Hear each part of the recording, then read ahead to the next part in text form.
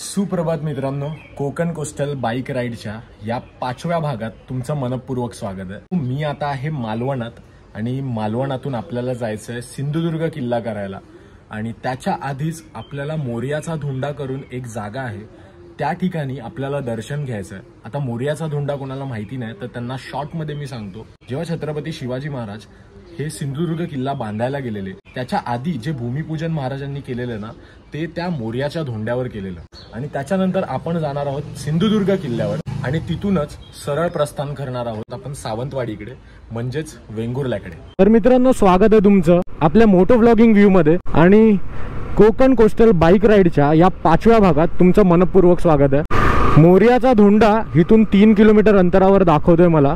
दांडी beach जवळून तो खूपच जवळ आहे। जर तुम्ही सिंधुदुर्ग किल्ल्यावर आलात तर मोर्याचा धोंडा करायला विसरू नका, कारण छत्रपती शिवाजी महाराजांनी त्याच दगडावरती सिंधुदुर्ग किल्ला बांधण्याच्या आधी भूमिपूजन केलं होतं। दांडी बीचच्या थोडा अलीकडेच हे लोकेशन आहे, प्रॉपर एक्झॅक्ट दांडी बीचला नाही आहे। आणि मोर्याच्या धोंड्याकडे जाणारा हा जो रस्ता आहे ना हा काहीतरी असा आहे। नारळी सुपारीची झाड आहेत, शांत असं वातावरण आहे, मस्त कौलारू घर आहेत आजूबाजूला आणि सुंदर असा रस्ता हा जातो सरळ बीचवरती आणि त्या बीचवरच तो दगड आहे मोर्याचा धोंडा दर्शन घ्यायला जायचंय। आता आपण आलो आहोत, हा बघ समोर दिसतोय मोर्याचा धोंडा, इथेच गाडा लावा। हिंदवी स्वराज्याचे संस्थापक व हिंदुस्थानच्या आरमाराचे जनक छत्रपती श्री शिवाजी महाराज यांनी मालवण प्रांती किल्ले सिंधुदुर्गची उभारणी केली। शुक्रवार दिनांक 25 नोव्हेंबर 1664 रोजी किल्ले सिंधुदुर्गाच्या पायाभरणीचा धार्मिक विधी संपन्न झाला। त्यासमयी मालवण येथील दांडी या विभागातील समुद्र किनाऱ्यावरील ह्या काळ्याभोर पाषाण खडकावर महाराजांनी श्री गणेश, शिवलिंग, नंदी, पादुका आणि चंद्रसूर्य या मंगल प्रतिमा कोरल्या। येथील पुरोहित श्री जानभट्ट अभ्यंकर व दादाभट्ट उपाध्याय यांनी किल्ले सिंधुदुर्गचे विविध मंगलभूमी पूजन केले। दुर्ग संस्थापक श्री हिरोजी इंदुळकर यांच्याकडे सिंधुदुर्ग किल्ल्याच्या उभारणीची जबाबदारी देण्यात आली। 3 वर्षे आणि 4 महिन्यात हनुमान जयंतीला दिनांक 19 मार्च 1667 रोजी किल्ल्याचे बांधकाम पूर्ण झाले। सिंधुदुर्गाच्या पायाभरणीच्या वेळी पूजलेला आणि शिवस्पर्शाने पुनीत झालेला हा पाषाणखंड आज मोर्याचा धोंडा म्हणून प्रसिद्ध आहे। या मोर्याच्या धोंड्याच्या इथून हा जायचा रस्ता आहे ना, बघा हा असा काहीतरी आहे, कारण इथे ना पूर्ण पाणी आहे। आता हे वाटते तर वाळू आहे, असं पाणी दिसत नाही, पण हे ऍक्च्युली हे बघा, टाक टाक जरा दगड टाक इथे पुढे टाक, हे बघ बापरे केवढा डीप आहे मध्ये। कोणा तरी वाटेल की वाळू आहे, कोणतरी चालत जायचा डायरेक्ट घुसायचा आतमध्ये। चला मोर्याच्या धोंड्याला इथूनच रामराम। आता जाऊया आपण किल्ले सिंधुदुर्ग।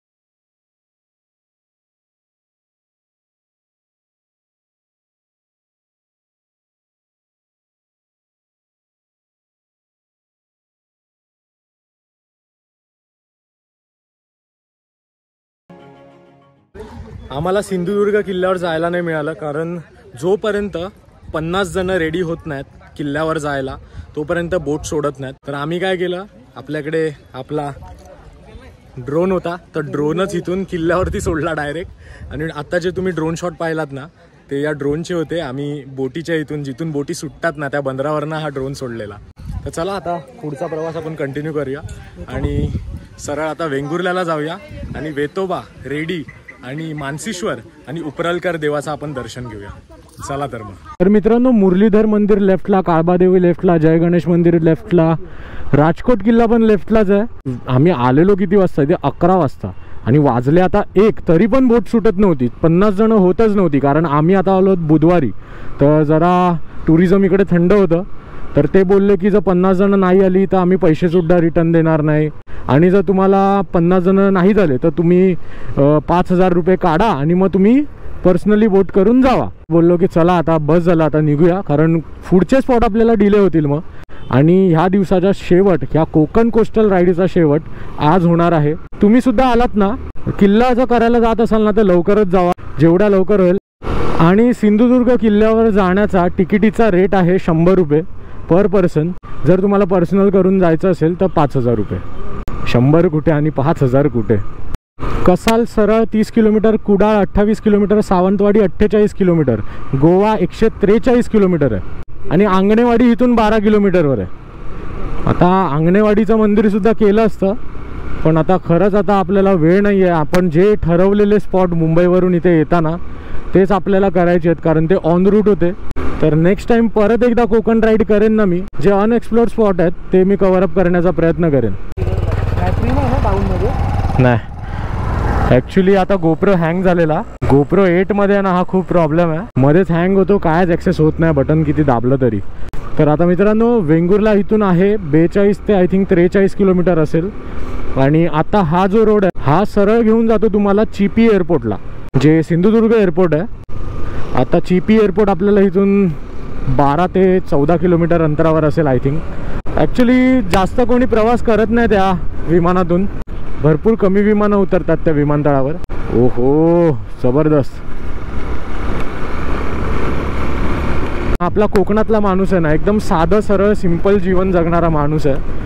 त्याला जास्त डेव्हलपमेंट नको आहे ना, त्याला जास्त कशाची हाव आहे. विमानाने प्रवास करण्यापेक्षा तो धक्काधुकीतून कोकण रेल्वेच्या जनरल डब्यातून प्रवास करणं हे खूप सुखकर मानतो, कारण ते खिशालाही परवडतं आणि ती एक मजाच वेगळी असते आपल्या हक्काच्या कोकण रेल्वेने प्रवास करायची.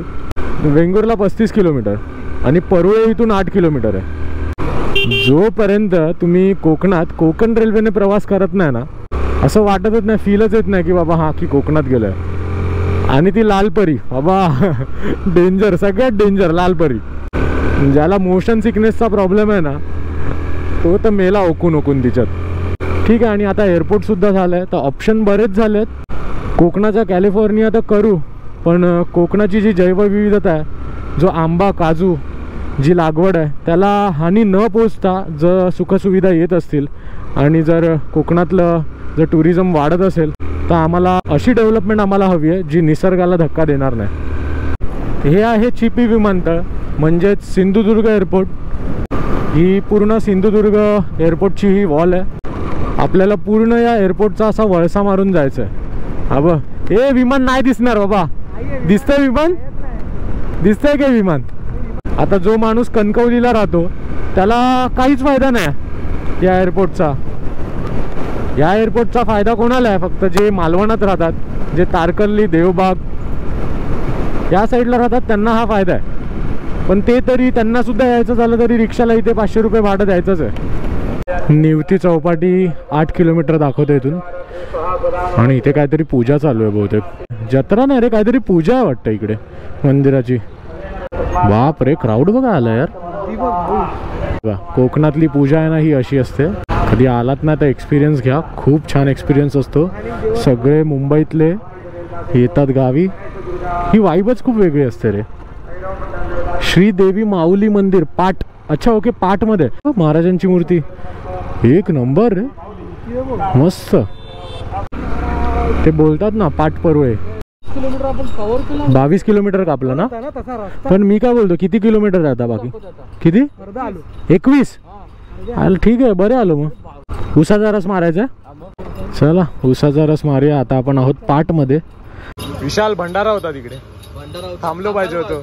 काका मस्त उसाचा रस बनवतात. आणि आपण आहोत मापण तिठ्याला. मला वाटलं पाटला, पाट सोडलं वाटतं आपण पाठीनं. गाड्या इथे पार्क केल्यात. ससा आता बसलाय बघ कशावर, फ्रीज वरती. कोकणी माणूस किती श्रीमंत आहे ते बघ, फ्रीज ठेवलाय बसायला. ही कोकणी माणसाची श्रीमंती आहे. फ्रीज बसायला ठेवतो आम्ही. गन्नेदा ज्यूस, गन्ने की चुस्की. हे डोंगळ्या काय रे डोंगळा भाई, चावू नको फक्त बस. दुपारचे आता वाजलेत 1:30 आणि आम्ही आता महापण तिट्याला आहे आणि इथून मानसीश्वर मंदिर हे 21 किलोमीटरवर आहे. उसाचा रस पिऊन घेऊया. वेंगुर्ल्यात आपण ऑलमोस्ट पोचलेलो आहे. आता इथून मोचेमाड मला 13 किलोमीटर दाखवत आहे आणि हा जाणारा रोड बघा, फक्त नॉनस्टॉप मला रोड असेच भेटलेत. कुठेच जास्त खराब रोड नाही मिळालाय. समोर लालपरी चालते, तिच्या पाठून सगळी लाईन लागली आहे. मानसीश्वर मंदिराला 5 मिनिटं दाखवत आहे तिथून गुगल मॅपवर. ह्याला ओव्हरटेक करतो बाबा, कोणतरी थुका विकायचा वरना. हे बघा, सागरेश्वर चौपाटी 3 किलोमीटर, मोचेमाड 11, आरवली 13.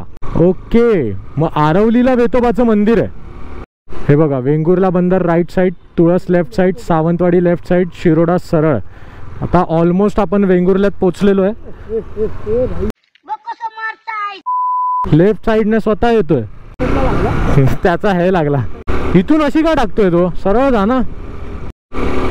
आता पाठी आपण वेंगुर्ला बस डेपो सोडला आणि इथून मानसीश्वर आता थोडंच पुढे असं लेफ्ट साईडलाच मंदिर आहे. ते इथे आख्यायिका अशी आहे की इथे गाडीचा हॉर्न द्यायचा नसतो आणि या देवाला आवाज चालत नाही. तर त्याच्यामुळे तुम्ही जर येत असाल तर इथे हॉर्न वाजवू नका. एका प्रकारचं हे चाळं आहे. तर चला या मंदिराचं आता दर्शन घेऊया. श्रीदेव मानसीश्वर या देवस्थानाबद्दल अशी आख्यायिका सांगितली जाते की हे देवस्थान मूळचे मालवणचे. रवळनाथ, सातेरी, रामेश्वर, भूतनाथ, भराडी देवी इत्यादी शक्तींनी हे देवस्थान वेंगुर्ले येथे आणले आणि श्री रवळनाथ मंदिराजवळ आंब्याच्या झाडावर ठेवले. हे देवस्थान शंकराचा अवतार शिवगणांपैकी असल्याने त्याच्यासोबत चाळा आहे. त्यामुळे त्याची उभा दांडा मानसी पुलाजवळ स्थापना झाली. ते पुढे मानसीश्वर या नावाने प्रसिद्ध झाले. ह्या ठिकाणाहून जाताना कोणत्याही प्रकारचे वाद्य न वाजवता जाणे हे या ठिकाणचे वैशिष्ट्य आहे. गावातील ख्रिश्चन लोकही या प्रथेचा पालन करतात. याची आख्यायिका अशी सांगितली जाते की पहिल्याच अभ्यंग स्नानास जाताना मानसी पुलावर या देवाने आपले अकराळ विक्राळ स्वरूप प्रगट केले व तो पाय पसरून उभा राहिला. आपल्या पायाखालून सर्वांनी जावे असा त्याचा आग्रह होता.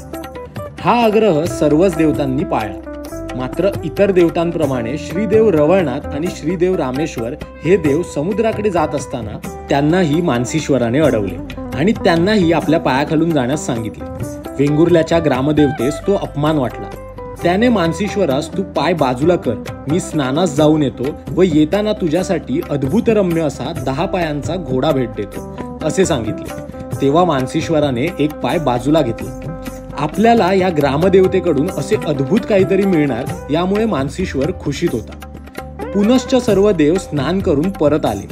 यापैकी कुणालाच त्याने अडवले नाही, कारण रामेश्वराची स्वारी यायची होती. त्याचबरोबर वेंगुर्लेचे ग्रामदैवतही आले. आता आपल्याला ते अद्भुत वाहन मिळणार आणि ते सुद्धा 10 पायाचे. या खुशीत मानसीश्वराने परत जाणाऱ्या वेंगुर्ल्याच्या ग्रामदेवतेस जातेवेळी केलेल्या आश्वासनाची आठवण करून दिली. त्यावेळी समुद्र किनाऱ्यावरून आणलेली एक कुर्ली म्हणजेच खेकडा मानसीश्वरास देऊन, हा घे तुझा घोडा, त्याला 10 पाय आहेत की नाही बघ, हे तुझे वाहन असे सांगून रामेश्वर पुढे निघाला. त्यावेळी मानसीश्वर भडकला.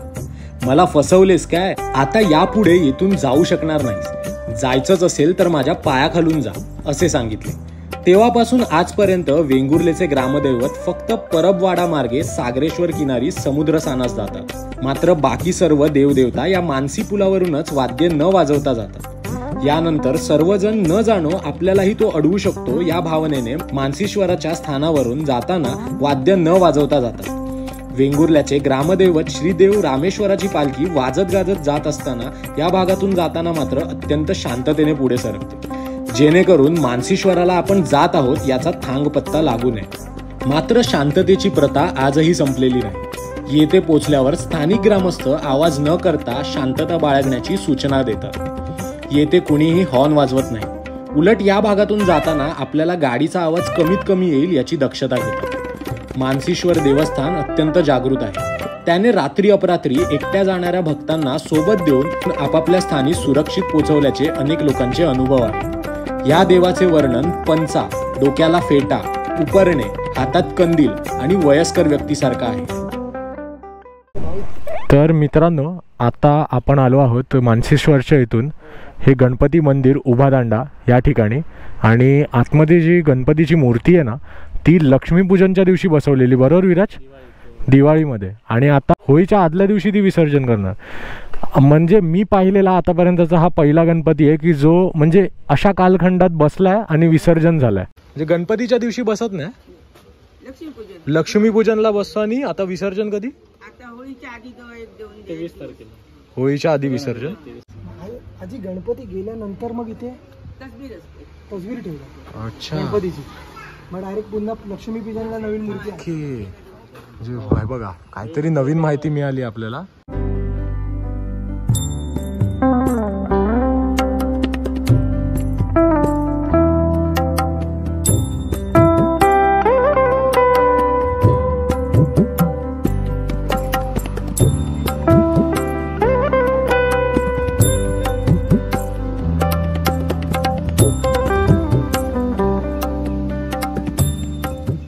श्री गणपती मंदिर उभादांडा ह्याचे आपण दर्शन केलेलं आहे. आणि काहीतरी युनिक माहिती मिळाली. म्हणजे ह्याच्या आधी गणपती तर मी मागे बघितलेले, कारण आपले गणेश चतुर्थीचे ते बघितलेले, पण हा गणपती म्हणजे लक्ष्मीपूजनला बसणारा आणि होळीच्या आदल्या दिवशी जाणारा गणपती मी पहिल्यांदाच बघितला.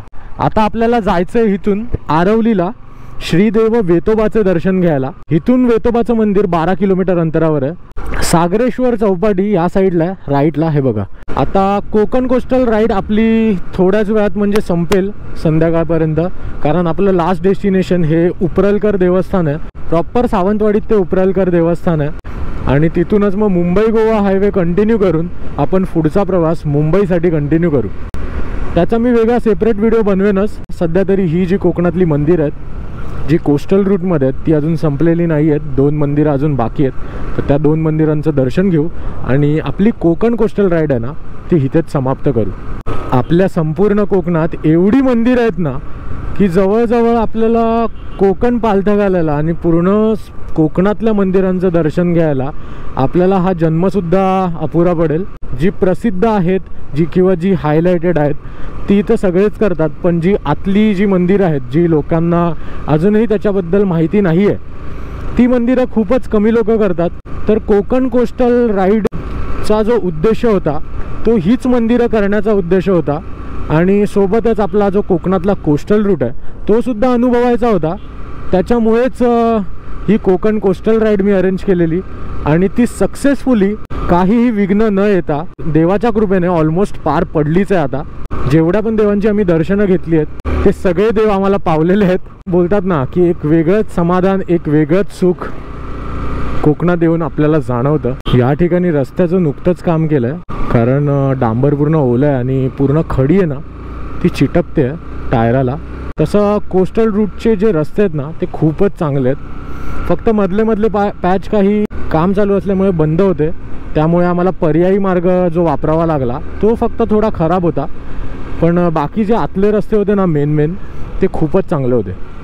हे बघा काम चालू आहे बघा. आणि ही आता सुखी रेती आहे ना, हे लोक याच्यावर सुखी खडी मारत आहेत कारण डांबर ओलं आहे तर ते चिटकू नये म्हणून. हे बघा. तर आता आपण आहोत मोचेमाड या पुलावरती. आणि मोचेमाड हे जे गाव आहे ते आता इथून हार्डली 1 किलोमीटर अंतरावर आहे. आणि आता ऑलमोस्ट माझ्या गोप्रोचा जो स्टोरेज आहे ना तो फुल होत आला आहे. एवढं शूट केलं आहे डे 1 पासून. आता हा दिवस 5वा आहे. जास्त काय आता बडबड करत नाही कारण पुढचा पण मोठो व्लॉग तुम्हाला दाखवायचा आहे. तर आता आपण जाऊया थेट मंदिराजवळ आणि मंदिराचं म्हणजेच वेतोबा मंदिराचं आपण दर्शन घेऊया. आणि पुढे आपण सरळ जाणार आहोत रेडीच्या गणपतीचं दर्शन घ्यायला. चला तर मग श्रीदेव वेतोबा आणि रेडीच्या गणपतीचं आपण दर्शन घेऊया. श्रीदेव वेतोबा हे दक्षिण कोकणातील अत्यंत जागृत असे पुरातन देवस्थान आहे. श्रीदेव वेतोबा केवळ आरवली पंचक्रोशीत नव्हे तर उभ्या दक्षिण कोकणाचा पालक, रक्षक आणि संकट निवारक म्हणून पिढ्यानपिढ्या भाविक जनतेचे श्रद्धास्थान आहे. संकटसमयी भक्ताच्या हाकेनुसार धावून येऊन संकट निवारण करणारा देव तसेच नवसाला पावणारा देव अशी या देवाची ख्याती आहे. वेंगुर्ले शिरोडा रेडी रस्त्यावर आरवली येथे श्रीदेव वेतोबाचे पुरातन देवस्थान आहे. रस्त्यावरूनच श्रीदेव वेतोबाचे दर्शन घडते. वेतोबाची मूर्ती भव्य मानवाकृती आहे. या द्विभुज मूर्तीच्या उजव्या हातात विक्रोश खड्ग असून डाव्या हातात कणीपात्र आहे. वेतोबाचे मंदिर प्रशस्त व दुमजली असून सुमारे 2000 लोक सहज बसू शकतील.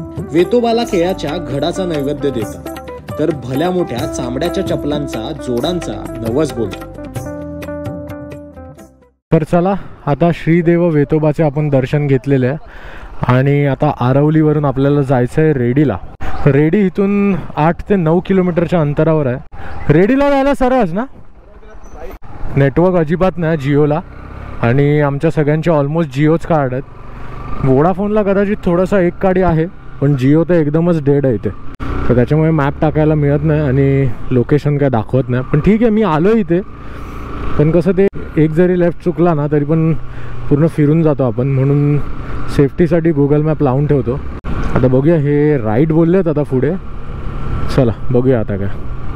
कोकणची माणसं साधी भोळी, काळजात त्यांच्या भरली शहाळी, त्यांच्या काळजात भरली शहाळी.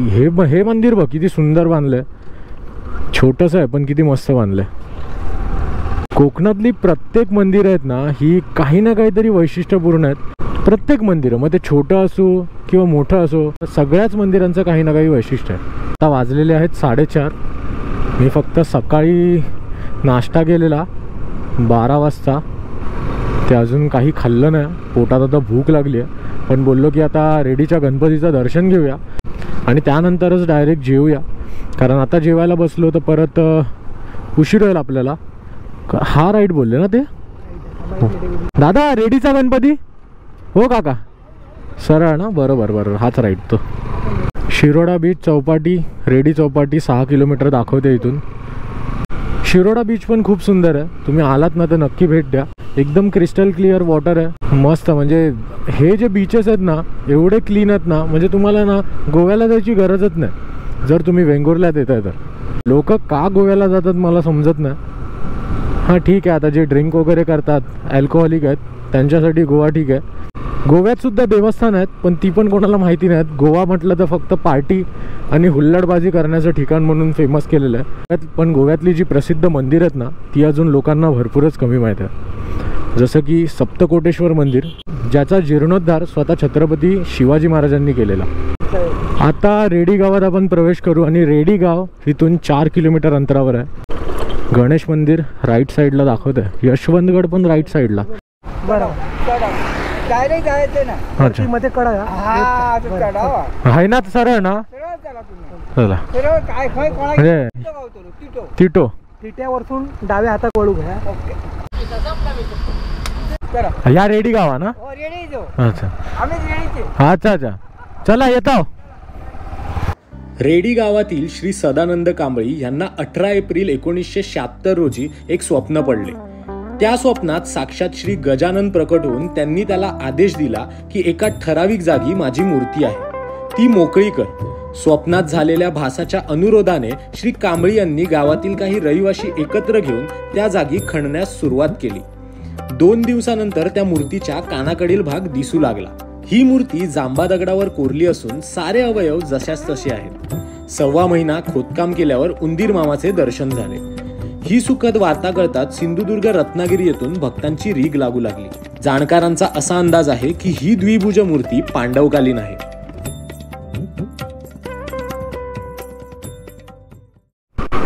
रेडीच्या गणपतीचे दर्शन घेऊन आता आपण चाललो आहोत ते सावंतवाडीत श्रीदेव उपरलकर यांचं दर्शन घ्यायला. आय होप की आपण काळोखाच्या आत पोहोचू. आणि आता वाजलेले आहेत प्रॉपर 6 आणि सावंतवाडी इथून मला 17 किलोमीटरवर दाखवत आहे. देवगडात जशी आंब्याची झाडं लागलेली आणि रत्नागिरीत जशी आंब्याची झाडं लागलेली, तशी या वेंगुर्ला जसा मी क्रॉस करतोय किंवा वेंगुर्ल्यातून सावंतवाडीच्या दिशेने जाताना आहे ना, मला दोन्ही बाजूला जास्त करून आहे ना काजूची झाडं दिसत आहेत. आता मगाशी पाठी काजूचा असा वास येत होता ना, घमघमाट, कारण काजूची प्रयोगशाळा सुद्धा वेंगुर्ल्यात आहे. वेंगुर्ला 4 आणि वेंगुर्ला 7 नंबरी काजू खूप फेमस आहे. मोस्ट ऑफ तुम्ही जो खाता तो वेंगुर्ला 4 किंवा वेंगुर्ला 7 या आकाराचाच काजू असतो आणि जी नॉर्मल गावठी साईज असते ती छोटी साईज असते, पण वेंगुर्ला 7 नंबरचा जो काजू आहे त्याची सगळ्यात मोठी साईज असते. आता आपण आहोत मातोंडमध्ये आणि पाठी जे मंदिर गेलं ते मला शूट करायला मिळालं नाही, तर ते घोडेमुख देवाचं मंदिर होतं आणि इथे दरवर्षी आहे ना जत्रा भरते. माझा मित्र ऋषी मातोंडकर त्याचं हे गाव, मी इथे आलेलो, मी इथे फोटो देतो तुम्हाला. तर खूप म्हणजे जागृत असं देवस्थान आहे. तर तुम्ही जर आलात ना तर घोडेमुखचं पण देव करा. घोडेमुख देवाची सुद्धा जत्रा असते, त्या जत्रेला सुद्धा जमलं तर या. मी ऋषीला बोललो फोन करून की मी इकडे इकडे आहे, तर तो बोलला आता संध्याकाळचं जायचं नसतं वर, तर त्याच्यामुळे आम्ही गेलो नाही, कारण आता वाजलेत ऑलमोस्ट 6:15 होऊन गेलेत. आता सुंदर मंदिर आहे, छोटं मंदिर आहे पण खूप जागृत मंदिर आहे. तर मित्रांनो आता आपण पोचलो आहोत प्रॉपर सावंतवाडीमध्ये आणि राईट साईडला माझ्या सावंतवाडी रेल्वे स्टेशन आहे. जवळजवळ आपण पोचलो आहोत. आता आपल्याला जायचं आहे सावंतवाडीवरून थोड्याच अंतरावर 1-2 किलोमीटर अंतरावरच श्रीदेव उपरलकर मंदिर आहे आणि वाजलेले आहेत आता 6:20. आपण ऑन टाईम आहे, बरोबर 7ला काळोख होत आहे. तर खरंच देवाच्या कृपेने दर्शन होऊ दे आज. माझ्या समोर बघताय हे आहे सावंतवाडीतलं मोती तलाव. आईला सावंतवाडी एवढी डेव्हलप आहे ना, असं वाटतंय वसई विरारमध्ये आलोय.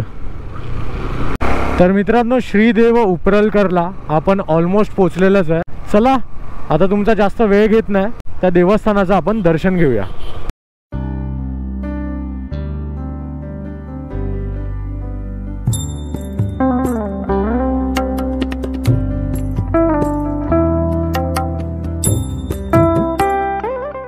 आम्ही असं ऐकलेलं की म्हणजे हे कोकणात जे देवचार असतात किंवा जे राखणदार असतात त्यापैकीच हे देवस्थान असं मानलं जातं. बरोबर आहे. हा रत्नागिरी जिल्हा. हा जिल्हा कुठला? रत्नागिरी जिल्हा. जिल्हा रत्नागिरी आहे. असं काय गप्प का बसला तुम्ही? पुढे बोला की. सिंधुदुर्ग लागतं ना? सिंधुदुर्ग तुम्ही आता केलंय. देवस्थान हे आहे जवळजवळ 600-650 वर्षापूर्वीच आहे. तुम्ही आता आणि 100 जिल्हे कराल. बरोबर. 600-650 वर्षाचं. ओके, म्हणजे हा रत्नागिरी तेव्हाचा जिल्हा. जिल्हा बरोबर. आणि रत्नागिरी जिल्ह्यावर त्यावेळी इंग्रज लढाई करायला आले. अच्छा. मग इंग्रज का तयार त्यावेळी तुमच्याकडे बंदुका नाही होती. लढाव करण्यासाठी तरवार ढाल होती. बरोबर. तोफा होता, टोफा. बरोबर. मग ते सैन्य तोफा आणि ढाल तलवार लढाई करण्यासाठी आले यांच्यावर, ह्या आपल्या राजावर. मग त्यावेळी सेनापती दळवी हे इथे राजे हे होते, त्यांचे रक्षक होते. मग ते बापूसाहेब महाराज आपले राजे पाटेश्वरच्या पूजेला बसले होते राजेवाड्यामध्ये. मग त्यांच्या सेनापतीने सांगितलं असं असं येतंय सावंतवाडी, काय करायचं. मग राजे आपले त्यावेळी काही त्यांच्याकडे दैविक शक्ती होती आणि त्यांची 2 रक्षणकर्ती देवस्थान, उपरलकर हे दिसतंय आणि त्यांच्या घरामध्ये त्यांचं स्वतःचं पाटेश्वर देवस्थान. मग त्या पाटेश्वरची पूजा करतो सेनापती जवळ त्यांच्याकडे एक नारळ होता बाजूला, तो नारळ दिला आणि येतायत इंग्रज, त्यांना त्याला अडवायला सांग, म्हणजे कुणाला हे देवस्थानला इथे नारळ ठेव. मग ही जी 2 पाषाणं दिसत आहेत ह्याच्यातून गांजील मासे उठले. गांजील माशाने आक्रमण त्यांच्यावर केलं. मग ते सैरावर पळाले, काही मेले काही पळाले. लढाऊ वस्तू तिथेच टाकल्या. आज ते लढाऊ वस्तू आपल्या राजेसाहेबांकडे आहेत. ढाल आहे, तरवाल आहे, तुमचं ते काय त्यांच्या काळातली त्यांनी जी आणलेली ती ढाल तलवार अजून आहे ते तिथे टाकून पळाले ना. मग ते तरवाल ह्या देवस्थाननी त्याला मिळवून दिली आणि 365 गावाचं रक्षण करतो. हे देवस्थान उभं आहे. तर आपल्या रत्नागिरी जिल्ह्यामध्ये हे फिरतं देवस्थान आहे.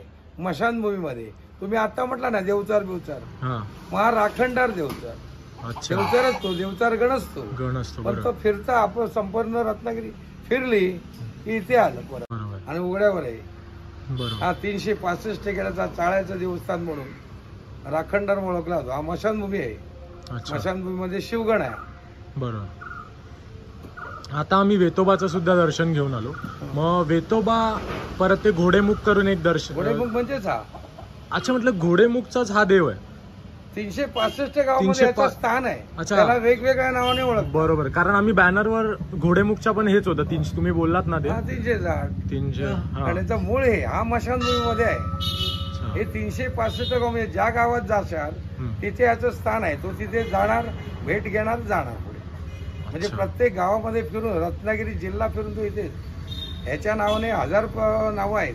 कोण घोडेमुख म्हणतो, कासार टक्का म्हणतो, बरोबर, त्याला वाडसोरी म्हणणारे आहेत. बरोबर. मानसीश्वराचं पण आम्ही दर्शन घेऊन आज आलो. तो मानसीश्वर म्हणा, हा ते काय बोलले म्हणा. ना, फिरतात करून मग रात्री येऊन बसतात हा, तिथे. ते त्यांची हेच जागा पण आहे बसायची तिकडे आम्हाला. मानसीश्वर म्हणजे दुसरा नव्हे, आज तो.